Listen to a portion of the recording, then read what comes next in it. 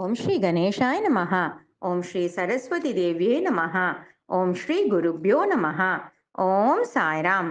అనంతకోటి బ్రహ్మాండ నాయక మహారాజాదిరాజ యోగిరాజ పరబ్రహ్మ సచ్చిదానంద భక్త ప్రతిపాలక సమర్థ సద్గురు షేగోన్ నివాసి శ్రీ గజానన్ మహారాజ్ కి జై. Shri Gajanan Maharaj Vijay Granth chapter 21. Shri Ganeshaya Namaha. Jai to thee, O multi-splendored. Jai to thee, the indestructible. Jai to Lord of things near and far. Jai to the King of this cosmos. You call yourself the Savior of the fallen.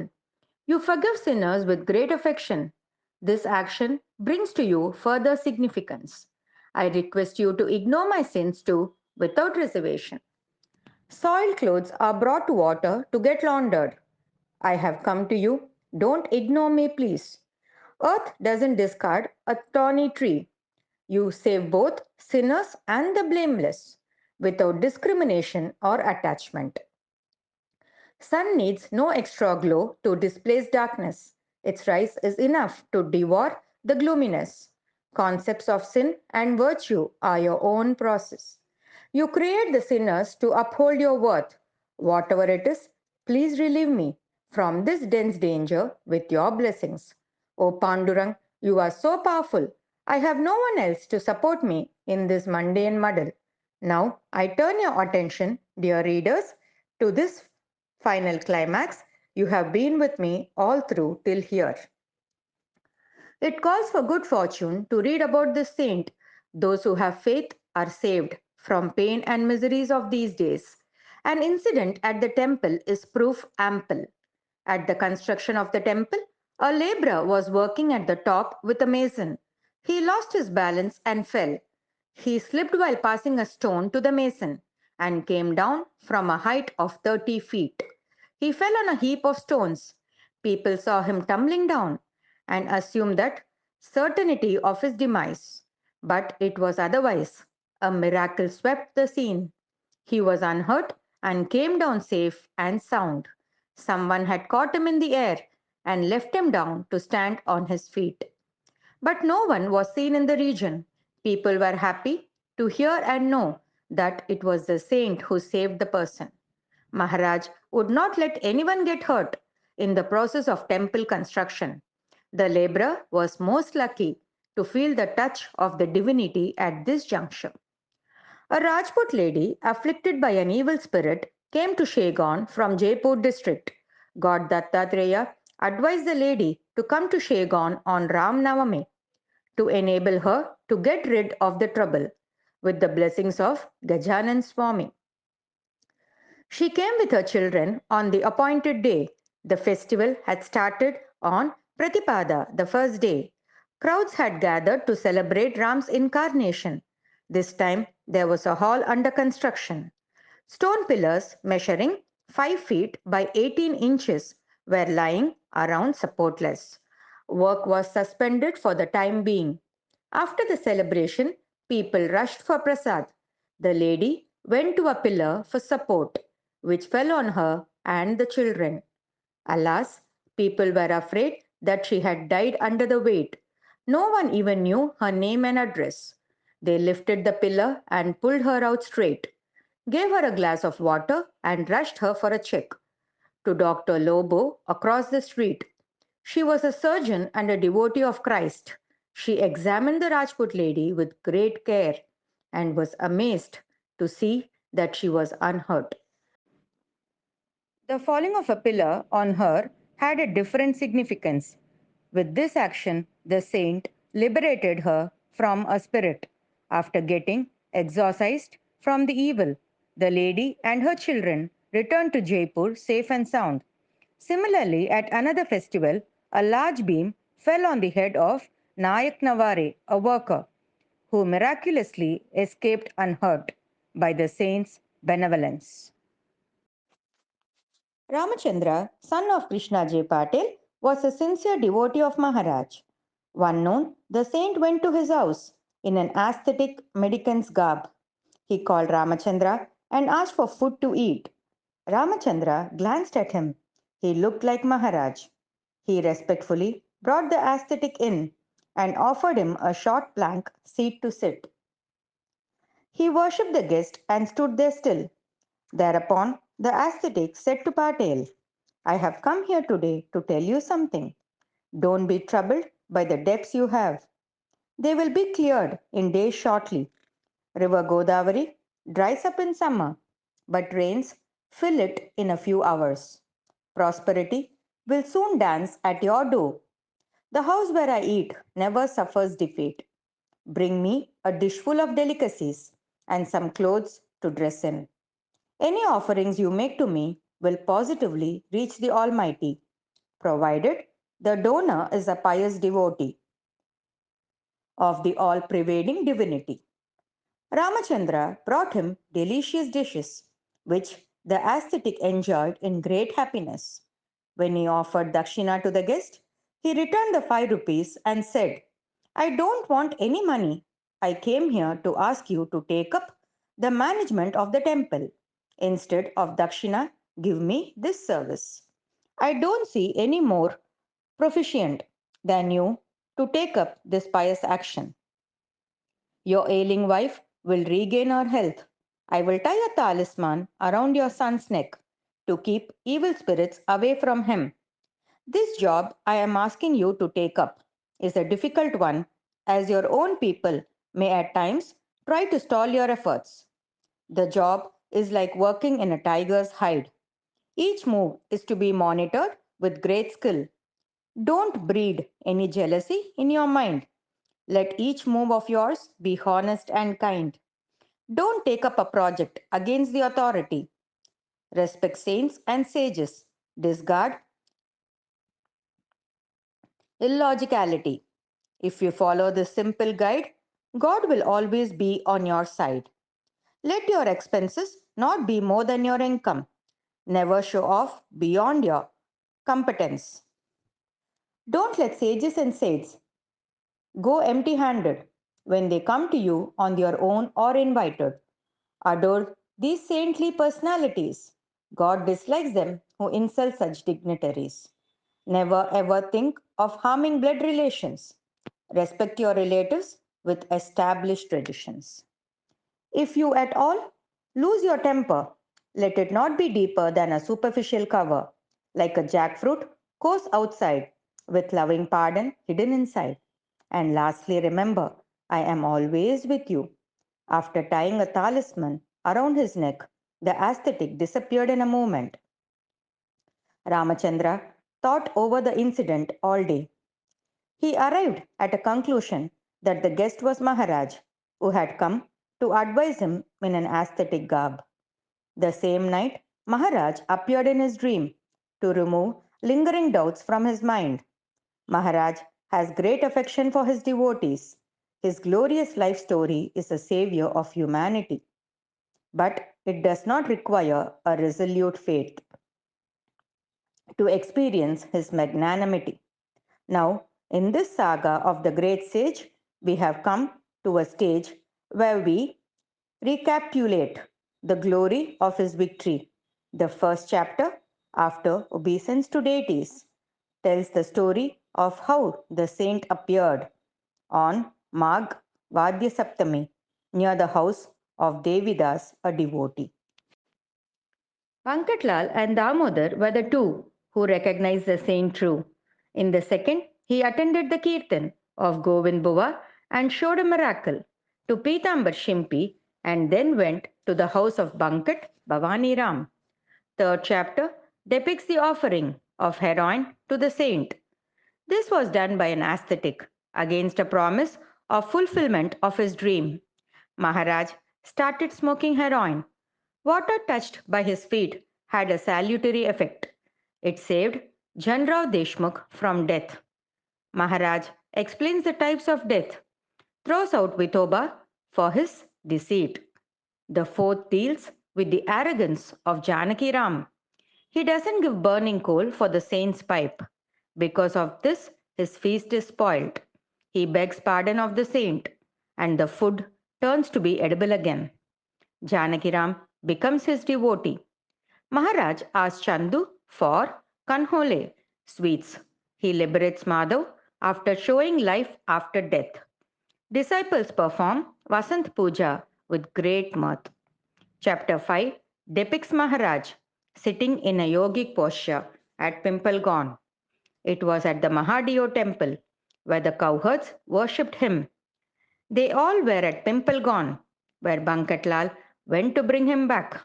Then he went to Akoli to liberate Bhaskar. He got water in a dry well. Bhaskar comes under the saint's care. The sixth chapter describes Bankatlal's farm. People had gathered to eat corn on the cob. Bees attacked the invitees, who ran away except Bankatlal. The incident tested his devotional matter. Bee sting had no effect on Maharaj. He went to Akot to meet Narasinghaji, who was the disciple of Kota Shah Ali. He stayed there for a few days only. He had brotherly relations with Narasinghaji. Then he went to village Shivar on the banks of Chandrabhaga river to meet Vrajabhushan. He then visited the Hanuman temple and stayed there for the Shravan celebrations. The seventh chapter tells something queer. It is about the Patel brothers, who were rough in their behavior. They spoke to Maharaj with arrogance. Hari lost a wrestling bout with the saint. With the miracle of sugarcanes, their ego shriveled. He blessed Kandu Patel with a son. Bikya was his name. Saint asked him to feed people with mango juice every year. Patel brothers started respecting the seer. Chapter 8 talks of a dispute, of saga, of a family feud between Patel and Deshmukh. Mahar Chaukidar lodged a complaint against Patel. An offense was registered against him, but he was exonerated by the saint's blessings. Maharaj recited Vedas in front of Telangana Brahmins and proved his authority over the scriptures. He stayed in Krishna's garden at the temple of Shiva. There, he explained a few lines of Gita to Brahmagiri ascetic and crushed his ego. Here, he was honored by a burning cot, conveying that fire can do a saint no harm.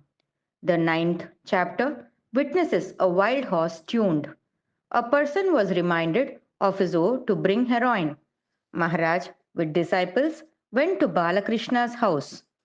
This was at Balapur on Das Navami day, where Balakrishna was given darshan of Ramdas, and all his doubts were cleared away. Chapter 10 takes us to Amaravati to meet Balabahu of spiritual identity. Ganeshappa and Chandrabai surrender their worldly belongings at the feet of the saint and get his blessings. Maharaj blessed Ganesh Dada Kaparde. Balabahu was beaten by an umbrella one day to test his devotion. A naughty cow was calmed down. Kude's hypocrisy was exposed. Chapter 11 tells of Bhaskar's dog bite. Maharaj taking him to Triambakeshwar, where he met Gopal Das at Nashik. At the request of Zyam Singh, Maharaj visited at Gaon. Bhaskar expired and was interred at Dwarakeshwar by the side of Satibai's resting place. Crows were ordered to stop their menace. Ganu Zaveri was saved from an explosion in the well. Chapter 12 tells story of Bachulal. Pitambar Shimpi wears clothes given by Maharaj. At Kandoli, Maharaj brings leaves to a barren tree. Pitambar stayed at Kandoli till he lived on. Now let us go to chapter 13. A new temple was built at Shegaon. The saint came there in cart carrying sand. Zyam Singh took Maharaj to Mundagon. Rain stopped the feeding program. Zyam Singh gave his property to Maharaj. Pundalik was saved from plague infection. Ganga Bharati was cured of leprosy. In chapter 14, Bandhudatya got lucky. He found buried treasure and freed himself of all his debts. This was all due to the blessings of the seer. On Somavati Amavasya, he went to Narmada river. Boat carrying him got a hole at bottom. Narmada closed it by delicate hands of her. A betel leaf was sent to Madhavnath. Chapter 15 describes the Akola scene, where Tilak came for Shiva Jayanti. He was given Bakhari as prasad. Sridhar Kale was not allowed to go abroad. In chapter 16, Pundalik was restrained from going to Anjangon. Maharaj sent Paduka to him with Zyam Singh.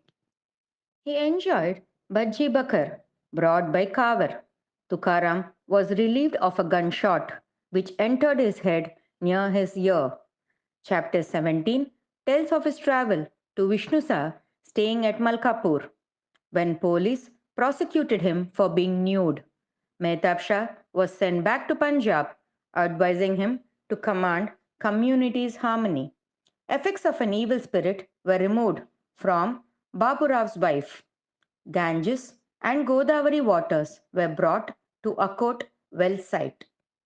Chapter 18 tells the story of Baija and how Dr. Kavar's boil was cured by sacred ash. Maharaj goes to Pandharpur with disciples and Bapuna.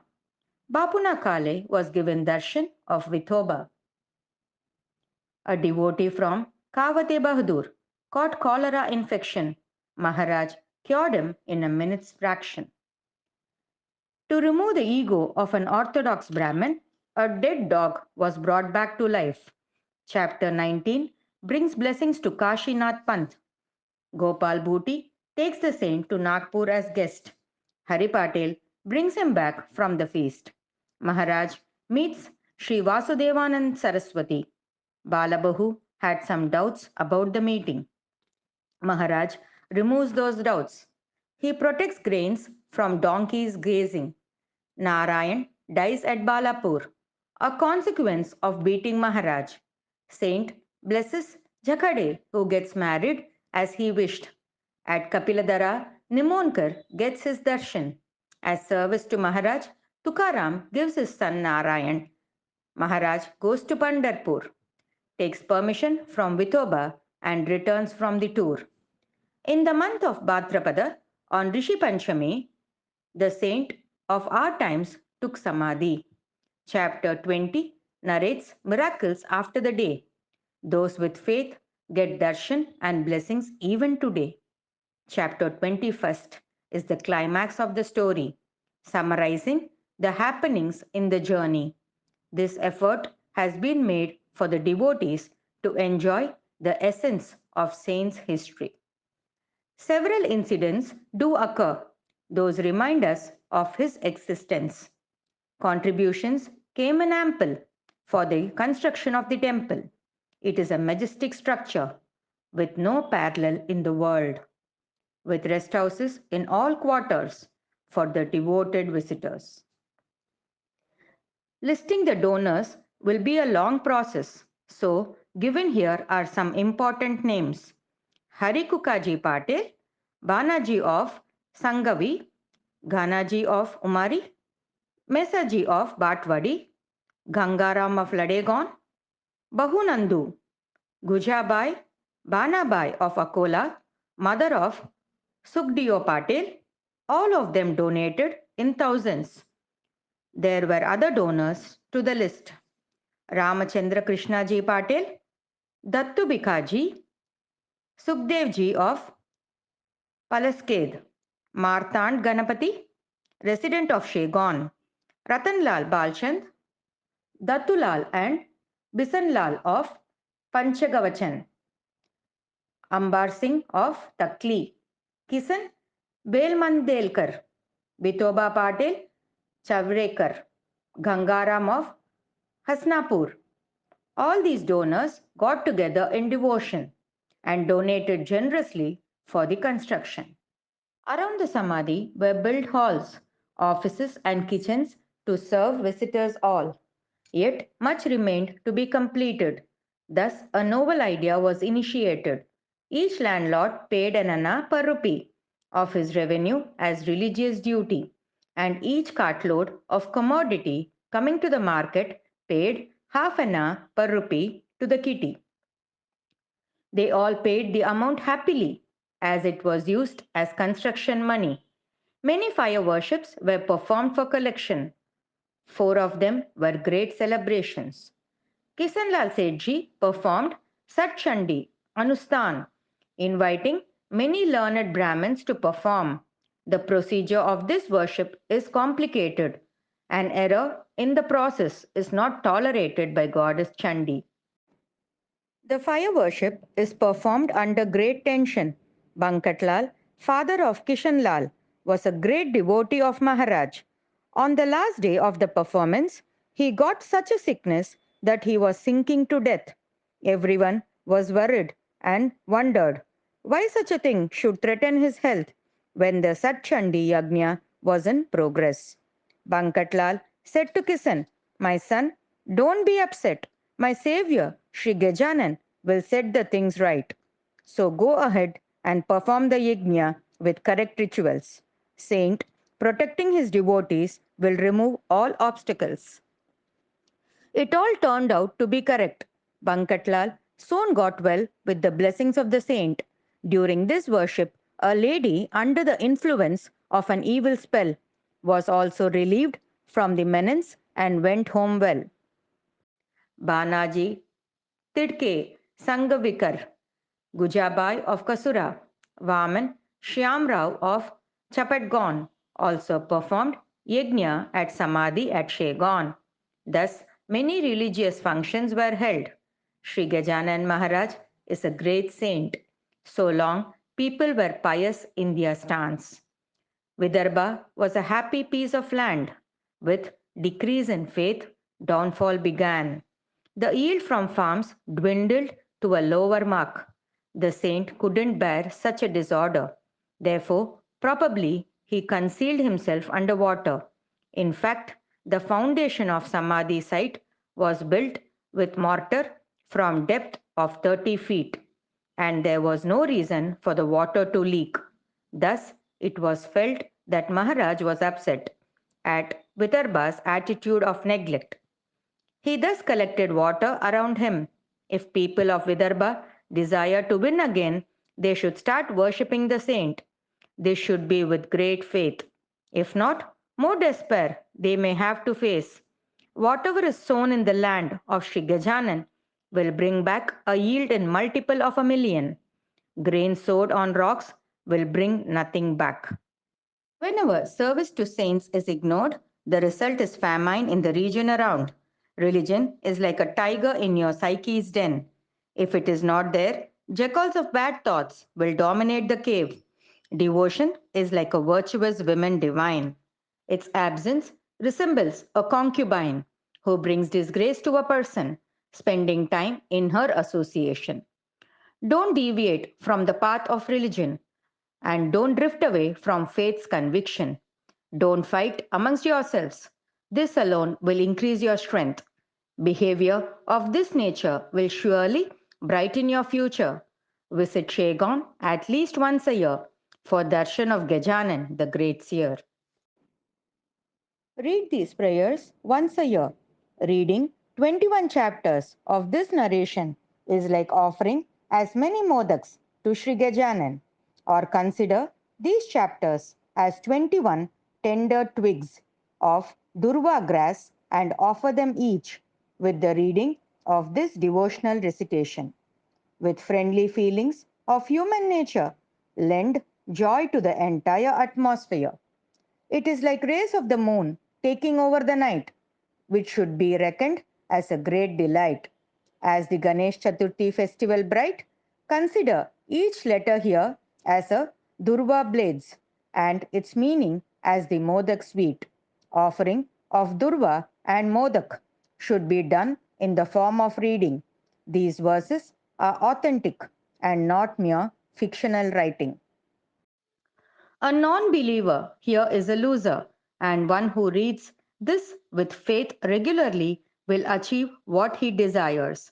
This holy book is like river Ganges, with events as water and the verses as waves.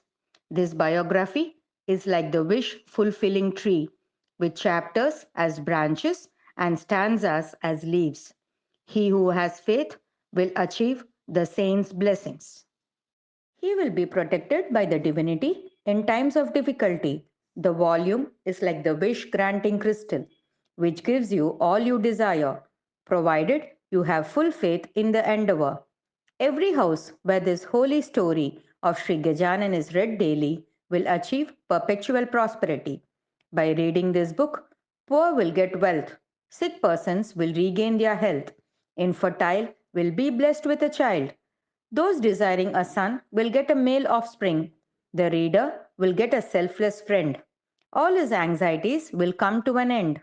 One who reads this on Dashami, Ekadasi, and Dwadasi will be bestowed by the saint with prosperity. He who reads the entire book on Guru Pushya Day in one sitting will achieve fulfillment of all his desires and well being. Presence of the book in the house will keep away all sort of evil spirits from your way. This is the magnitude of the treatise, which can be experienced by faithful devotees. Only Rajahansa birds can rejoice Manasarovar's bliss. Likewise, this composition is for saintly people. Our land had many saints in the past: Dhyaneshwar, Meera, Mehta, Kabir, Nama, Savata, Chokkamahar, Gora, Budhala, Damaji, Ainath at Ambarkhed, Sakaram at Amalner, Dev Mamledar, Yashwant or Manik Prabhu of Hamnabad. Similar to them is Sri Gajanan Maharaj of Shegon. My only request to the devotees is that they love the saint wholeheartedly, to enable them to liberate themselves from the birth and death cycle eternally. Now I request Sri Gajanan Maharaj to free me from all my despair. I have just been your spokesman. Please show me the right path of salvation. I hate everything that is evil. Let me keep up my routine of visiting your shrine till the end of my life. Let my love for saints stay alive. Give me the pleasure of residing on the banks of Godavari. Let me be self sufficient to avoid beggary. Please ensure that you will be around me. I am at the feet of saints. From you I beseech safety. O Gajanan, this book narrates happenings with the inspiration from your blessings. Ratansa's archives at the monastery have been the source of this glorious story. Nothing here is based on imagination. I cannot be responsible for omissions and commissions. Even then, if there are any mistakes, I beg your saintly pardon for my sake. Writing in Marathi was completed by Das Ganu with blessings of Sri Gajanan Maharaj in the morning of the first day of the year called Pramati Samvatsar. It was Wednesday in the month of Chaitra of Shaka 1861. It was written at Shegon and presented to Sri Gajanan Maharaj. Let this treatise bless the devotees. Jai Gajanan. End of chapter 21.